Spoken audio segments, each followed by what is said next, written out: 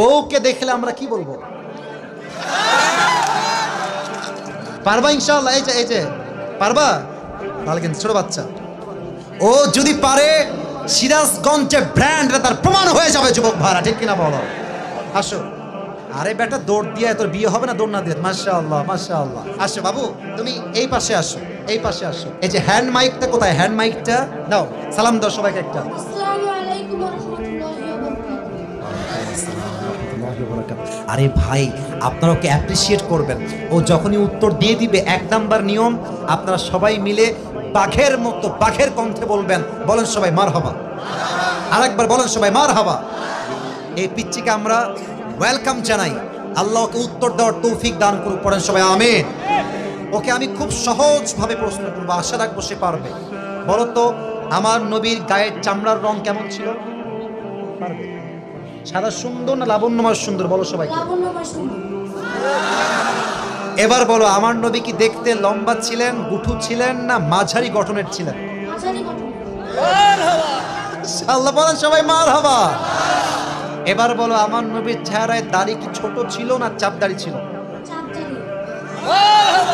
আপনারা বলেন ও পারবে। ওর গায়ের শক্তি বলছে সিরাজগঞ্জের যুবকরা, বাচ্চারা, এটা বাঘের বাচ্চা এরা। এবার তুমি একটু বুঝে শুনে উত্তর দাও। নবীর চুলের যে কাটিংটা ছিল, কাটিং এর নাম কি ছিল? আরে বলেন সবাই মারহাবা। এবার বলো তো, নবীর হাতের তালু কেমন ছিল? নবীর হাতের তালুটা এটা কি শক্ত ছিল না মুলায়ম ছিল? মুলায়ম ছিল। ওকে অপশন দিলে যে রাইট অপশন সেটাই সে চুজ করছে, বলেন সবাই মারহাবা। 1 নাম্বার সে পাস, 1 নাম্বার সাবজেক্ট শেষ। 2 নাম্বার বলো তো, আমার নবীর সম্মান আল্লাহ বোঝাবার জন্য যখন মালাকুল মউত নবীর কাছে আসলেন, নবীর রূহ কি এসেই কবজ করলেন, নবীর কাছে পারমিশন চাইলেন? পারমিশন চাই। বলেন সবাই মারহাবা। আচ্ছা বলো তো, নবীর আদর্শের ক্ষেত্রে নবী বাবা হিসেবে যখন ফাতেমাকে বিয়ে দিবেন, ফাতেমার কাছে এসে, এটা ওর জন্য বোঝা একটু কষ্টকর, তাই বোঝাবার স্বার্থে সহজ করছি।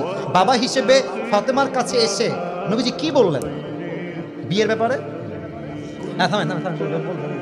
এসেই বললেন বিয়ে দিয়ে দিব, না তুমি রাজি আছো কিনা মা তাই বলো, কি বলেছেন? তুমি রাজি আছো? এর চাইতে সহজ আর হতে পারে না, ঠিক কিনা বলে?